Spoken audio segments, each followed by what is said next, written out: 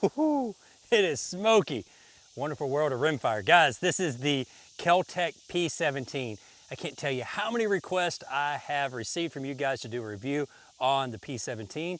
I not only have one of them, I have two of them to show you. So let's quit talking, let's get into the video.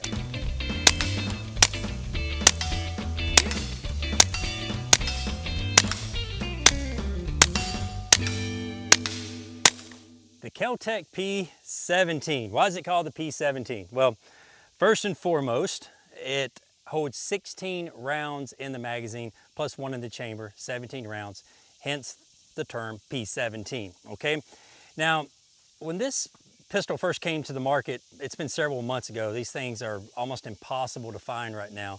But when they first came to the market, I got a lot of requests from them. And that was about the same time the Glock 44 came to the market. And, you know, it's been a great year for rimfire, you know, with a lot of new inventions, firearms coming out, and the P17, in my opinion, is no exception to that. To go over some of the pros and some of the cons, yes, there will be some cons in this video, but I think, in my opinion, the pros definitely outweigh the cons. First and foremost, it is a polymer handgun, all right? It's polymer, okay? It's not going to win any beauty contest, in my opinion. All right, it's not the prettiest firearm, but it's not the ugliest. So on a scale 1 to 10, 1 being the ugliest and 10 being the prettiest firearm, I would give this probably about a 3.5 to 4.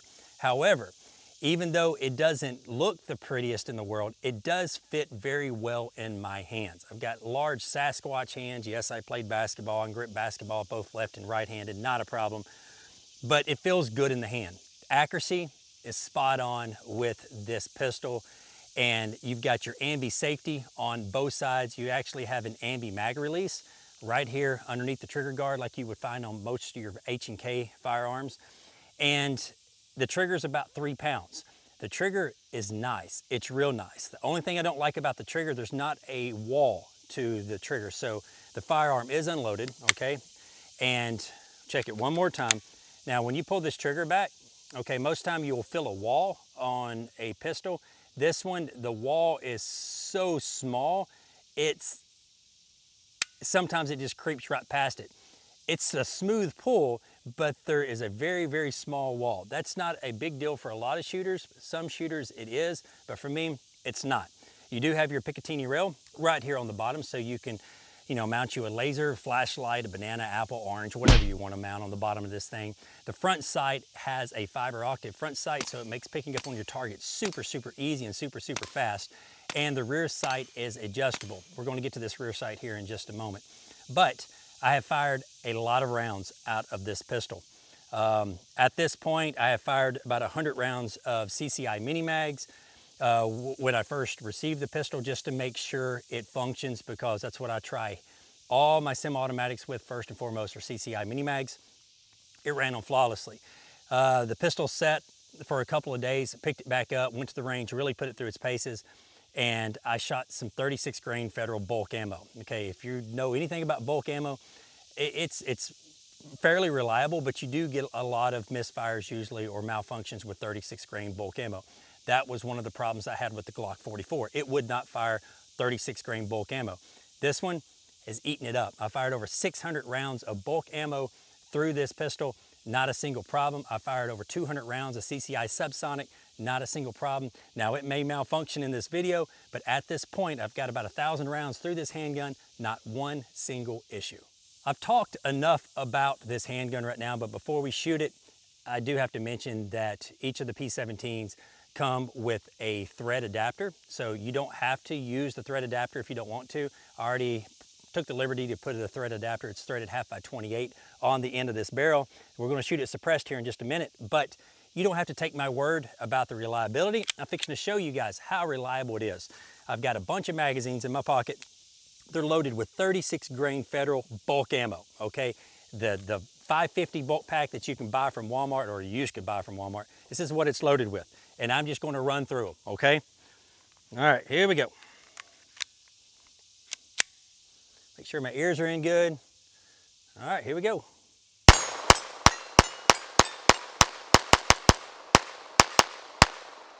All right, one mag, not a problem. Let's see a Glock 44 do that. I can already hear the hate in the comments.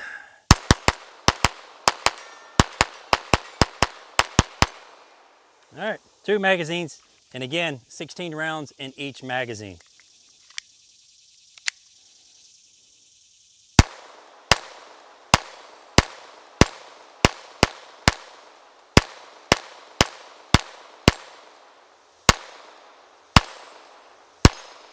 The accuracy is spot on, guys. I'm telling you, it's a good shooter. So that's 3 magazines. I've got 6 of them. Just keep going in the pockets. All right, again, bulk ammo. Let's go across the creek.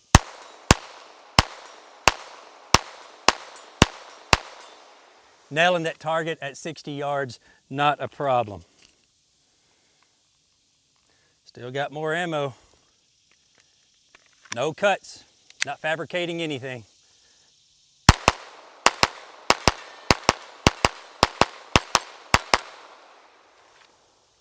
Okay, there's 5. Last one. Can you go through all 6 magazines without an issue?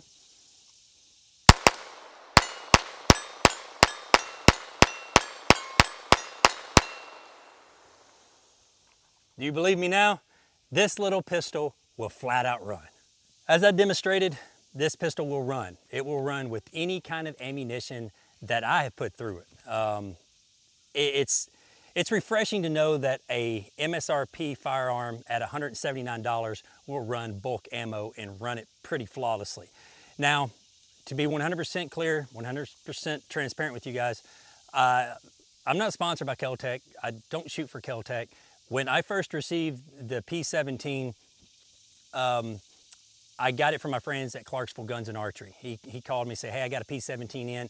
I went down there and got the firearm, came back here at my house, and 2 shots, the firearm jammed, okay? Not this firearm, okay? So I was like, well, it needs a break-in time. After I shot it, it jammed and jammed and jammed. What happened was the ammunition wasn't jamming. The slide was locking back after like 2 or 3 rounds, no matter what kind of ammunition I was putting through it.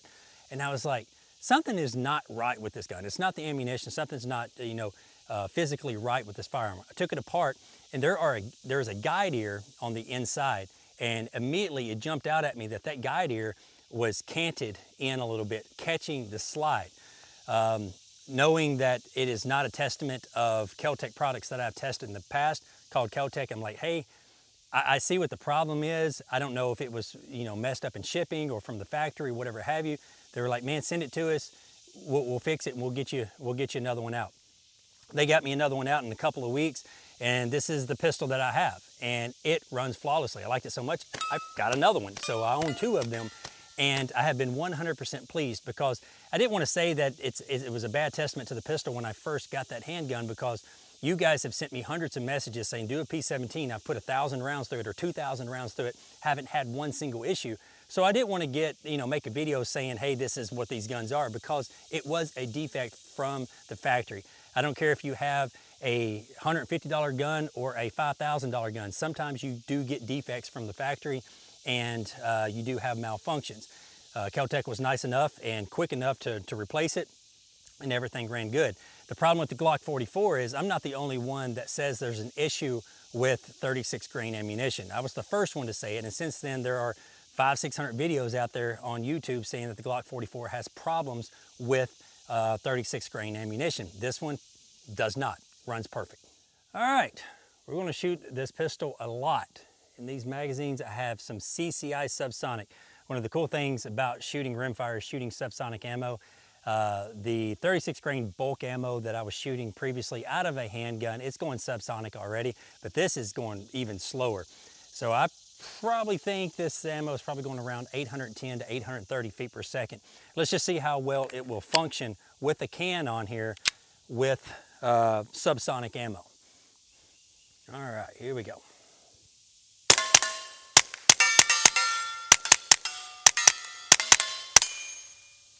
All right, 1 magazine down. All right, let's go out to 100 yards.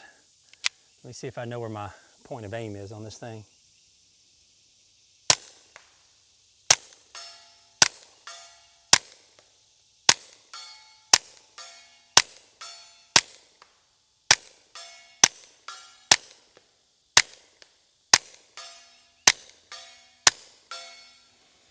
Well, I think I know where my point of aim is. Now that was at 100 yards, so still subsonic ammo.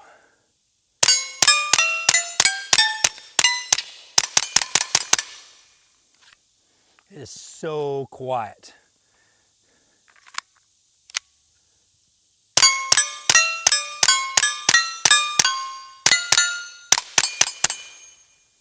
Still running, guys. All right, got 2 mags left.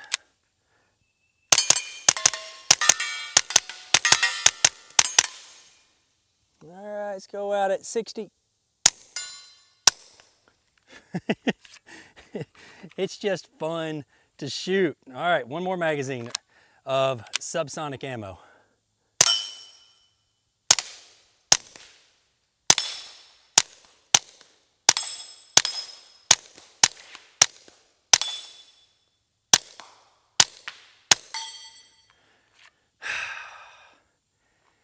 She'll run great. Now, unfortunately, we have to go over a few of the cons. These are a few of the cons on a $175 pistol, okay? First and foremost, after you shoot probably about 500 rounds, you see these 2 screws right here? They back out, okay? They just back out maybe about 2 turns. To some people, that's not that big of a deal. To some people, that's a huge deal. To me, it's no big deal. I just tighten them back up. I'm probably not going to shoot this pistol again in a setting over 500 rounds. So, you know, you just have to make sure after 500 rounds that these 2 screws stay tightened up. I guess you can put some blue Loctite just a little bit to keep them from backing out, but that's one of the negatives that I've seen. Another negative that I've seen, that after probably about 600 rounds, the sights do drift a little bit, okay?